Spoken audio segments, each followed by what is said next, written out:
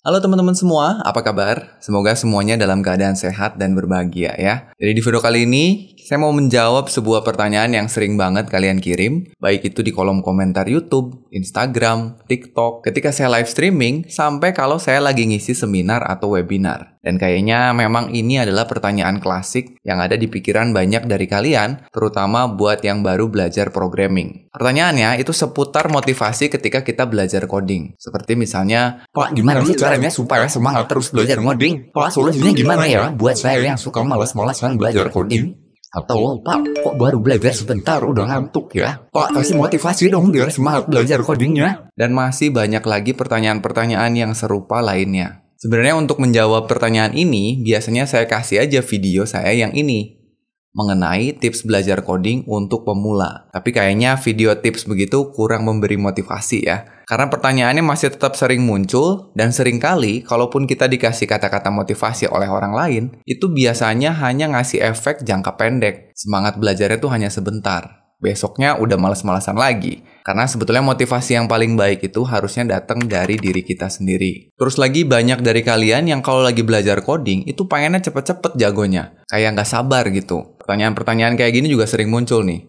Pak, gimana sih caranya supaya cepet jago ngoding? Apa sih Pak rahasianya? Atau apa kunci suksesnya Pak? Nah, kunci sukses itu kayaknya nggak ada ya guys. Karena kan kalau kunci itu ibaratnya ketika kita udah punya, kita bisa langsung ngebuka pintunya. Jadi menurut saya, lebih cocok kalau kita anggap sebagai anak tangga menuju kesuksesan, yang harus ditapaki satu persatu. Tapi dasar kalian, udah dikasih anak tangganya, malah di-skip. Makanya di video kali ini, mari kita bahas gimana caranya agar kita selalu termotivasi atau semangat ketika sedang belajar coding. Gimana caranya supaya nggak males-malesan gitu saat belajar codingnya. Lalu gimana caranya agar kita sabar dalam menapaki satu persatu anak tangga pembelajaran coding tadi. Tapi sebelum masuk ke pembahasannya, seperti biasa saya mau ucapin terima kasih dulu kepada sponsor kita untuk video kali ini, yaitu web hosting kesayangan kita, Niaga Hoster.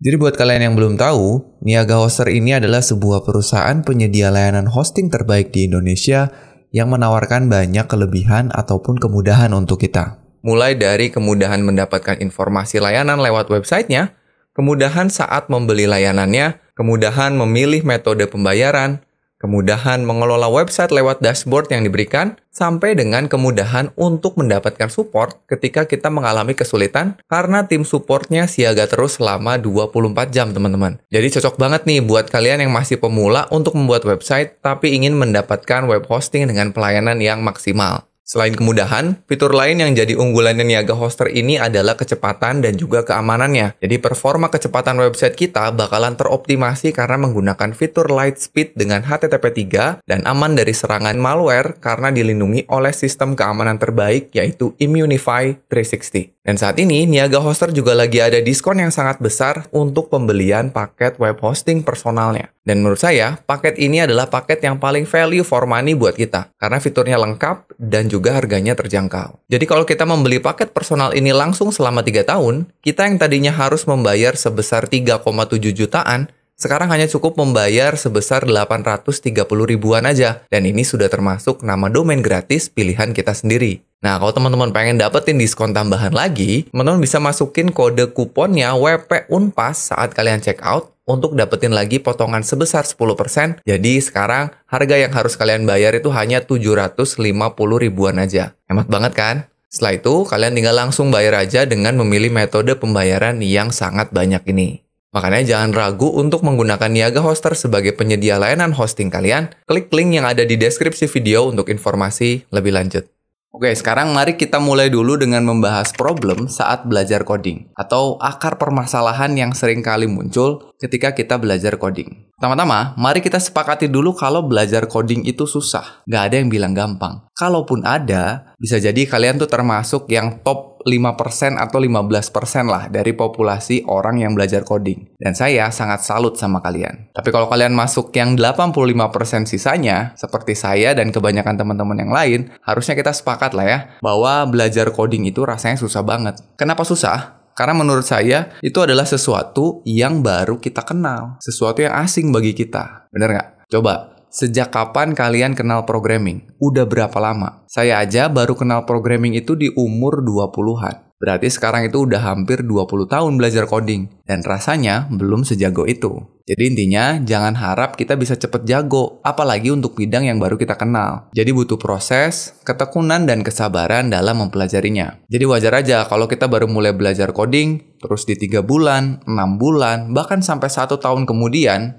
kita itu belum merasa paham. Ya jadi itu ya teman-teman ya, problem yang pertama, setelah beberapa bulan mulai belajar coding, merasa coding itu sulit, terus kita menyerah dan merasa ini bukan bidangnya. Padahal banyak juga orang yang merasakan hal yang sama. Problem kedua dari belajar coding adalah biasanya disadari atau tidak, yang membatasi diri kita untuk maju atau melangkah di belajar coding itu adalah alasan-alasan yang kita buat sendiri. Contohnya misalnya karena keterbatasan device yang kita miliki. Duh, belum punya laptop, Pak. Ini laptopnya kentang, Pak. Aduh, habis nggak ada internet nih, Pak. Atau alasan-alasan eksternal seperti habis gurunya atau dosennya nggak enak, Pak. Ya, dia sih enak, Pak. Punya mentor atau senior yang baik. Aduh, saya nggak punya teman buat ditanya, Pak. Pelit-pelit.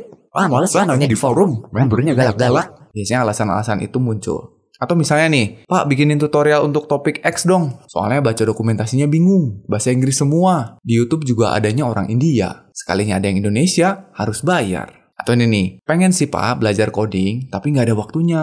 Kuliah udah padat, atau kerja udah seharian. Ya, jadi akan selalu ada alasan teman-teman. Dan sebetulnya nggak apa-apa juga. Kita tidak perlu memaksakan kalau memang kita nggak bisa ataupun merasa ini tuh bukan bidang kalian. Tapi kalau memang usaha yang kalian lakukan itu udah maksimal. Kalian udah berusaha sangat keras dan tidak menemukan solusinya misalnya. Karena sebetulnya hal-hal yang jadi kendala tadi ada solusinya. Tapi sebenarnya yang saya pengen sampaikan tuh gini teman-teman. Ingat aja saat kita malas-malesan, saat kita terlalu cepat menyerah, itu banyak orang yang lebih nggak beruntung dari kita. Nggak punya apa yang kita punya saat ini. Tapi belajarnya lebih mati-matian dari kita. Contohnya coba teman-teman baca ini deh.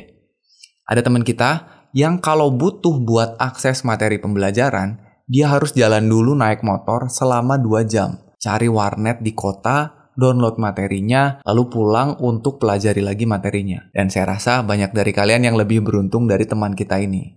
Nah, sekarang kita baru masuk nih ke solusinya. Kira-kira strategi apa nih yang harus kita lakukan agar kita nggak kehilangan motivasi saat belajar coding? Yang pertama, seperti tips yang sudah saya kasih di video ini, hal yang pertama dan yang paling penting saat kita belajar coding itu adalah menentukan tujuan. Kita harus tahu dulu, ngapain sih kita susah-susah untuk belajar coding? Untuk apa? Bener-bener tanya ke diri kita sendiri. Apakah agar supaya dapat nilai bagus di mata kuliah? Cepat lulus, cepat dapat kerja, mau dapat uang banyak, bikin orang tua bangga, atau bahkan semuanya? Ya, selalu ingat tujuannya. Jaga agar jangan sampai kita kehilangan fokus. Kalau perlu, bikin tuh jadi wallpaper laptop, handphone, tulis di sticky note, print jadi poster, terus tempelin tuh di mana-mana, biar keinget terus. Tips yang kedua adalah belajar disiplin. Karena seringkali kita tuh nggak butuh motivasi, tapi butuhnya itu disiplin. Jadi kalau bahan bakarnya motivasi, biasanya kan naik turun tuh. Kalau lagi nggak ada motivasi, kita malas untuk belajar. Tapi kalau bahan bakarnya disiplin, mau semalas apapun, kita akan hadir. Nah, biar disiplin gimana? Belajar disiplin tuh gimana? Coba cek deh video saya mengenai soft skill yang harus dimiliki oleh programmer di sini. Ditambah lagi kalian bisa tonton tips lanjutannya dari Pak Eko di Programmer Zaman Now, videonya ada di sini.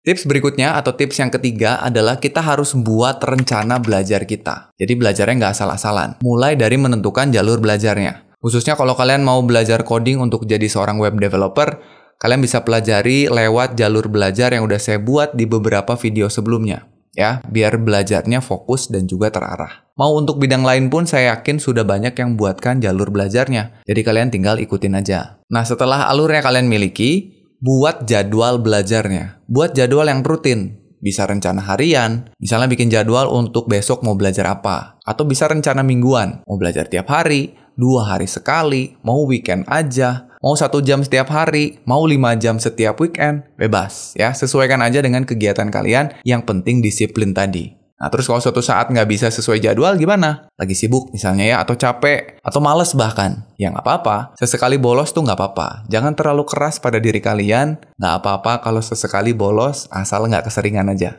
Nah, supaya lebih mantep lagi belajarnya, kita masuk ke tips yang ketiga, yaitu learn how to learn. Jadi jangan cuma materi belajarnya aja yang kita susun, kita juga harus pelajari gimana cara belajar yang benar. Banyak teori-teori yang bisa kalian pelajari untuk mengoptimalkan cara belajar kalian. Ya, contohnya saya punya video mengenai cara belajar lewat bukunya Atomic Habits yang bisa kalian pakai untuk nge-cheat lah ya, atau ngakalin cara belajar kalian. Atau kalian juga bisa cari lagi cara belajar atau teori belajar yang lainnya. Dan yang gak kalah penting, kita juga harus belajar fokus. Karena saat ini banyak sekali hal yang bisa bikin kita tuh dengan mudah kehilangan fokus. Misalnya nih, pasti kalian sering terjadi nih, pas kita lagi belajar, terus kita melakukan sesuatu yang ada waktu tunggunya, misalnya ya. Contohnya kita lagi buka web, terus webnya agak lemot gitu ya. Atau kita buka sebuah file yang loadnya agak besar, sehingga laptop kita loading atau kita nunggu gitu. Saat itu terjadi, biasanya kita refleks tuh untuk ngisi waktu kosongnya dengan ngambil handphone kita, terus otomatis buka Twitter, Reels, atau TikTok misalnya, scroll, tahu-tahu udah mau 1 jam aja. Nah, salah satu cara agar membantu kita bisa fokus adalah dengan teknik Pomodoro misalnya. Ya, ini juga saya sudah punya videonya, kalian bisa cek aja karena ini ngebantu banget.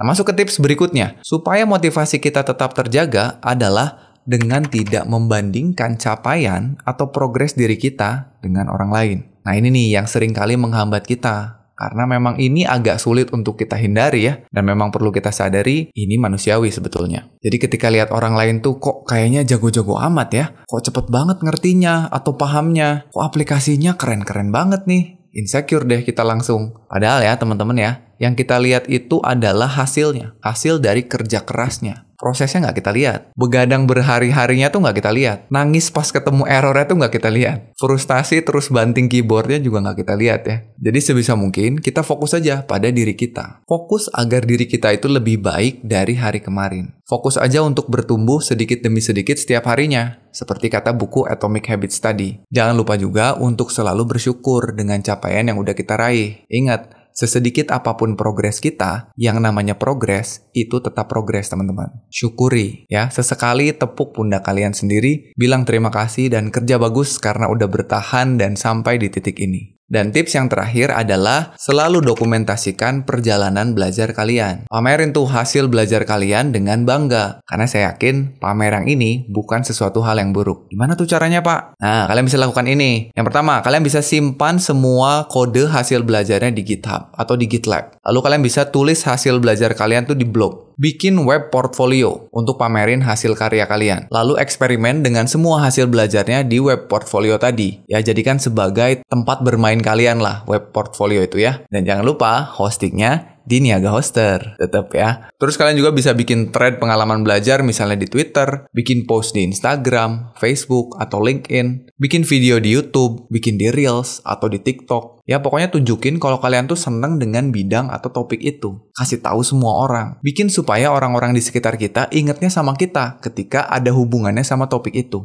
Ketika ada kerjaan atau project web, mereka langsung ingat, oh Sandika nih yang biasanya ngepost tentang web. Mau nanya atau diskusi seputar topik yang lagi kita pelajari, langsung kebayang tuh, wah kontak Sandika deh. Jadi jangan malu-malu. Biasanya nih kalau yang baru belajar tuh suka malu-malu buat show off-nya. Ah malu pak, takut disangka so tahu atau so pinter nih. Atau ah malu pak, masih jelek nih. Ya nggak apa-apa ya, namanya juga kan masih belajar. Nggak mungkin dong langsung jadi wah gitu produknya. Nggak apa-apa, bikin lagi, perbaiki lagi, post lagi. Bikin supaya orang-orang yang tadinya bilang, ih ngapain sih upload-upload kayak gitu? Atau ngapain sih ngepost-ngepost kayak gitu? Suatu saat jadi bilang, ajarin dong, gimana caranya bikin kayak gitu? Dan itu tuh rasanya puas banget.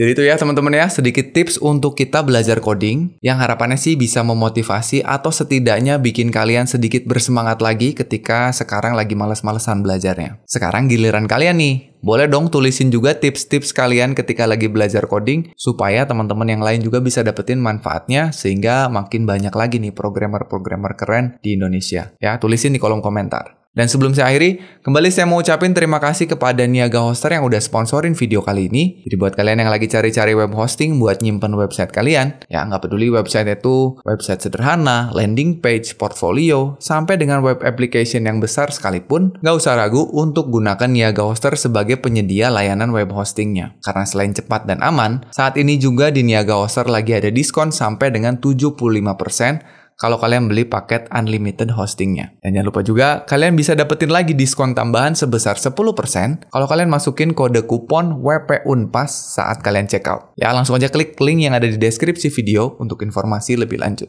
Oke teman-teman ya, jadi itu dia videonya. Semoga bermanfaat. Terima kasih udah nonton sampai akhir. Kita akan ketemu lagi di video berikutnya. Saya Sandika Gali pamit dan seperti biasa, jangan lupa titik koma.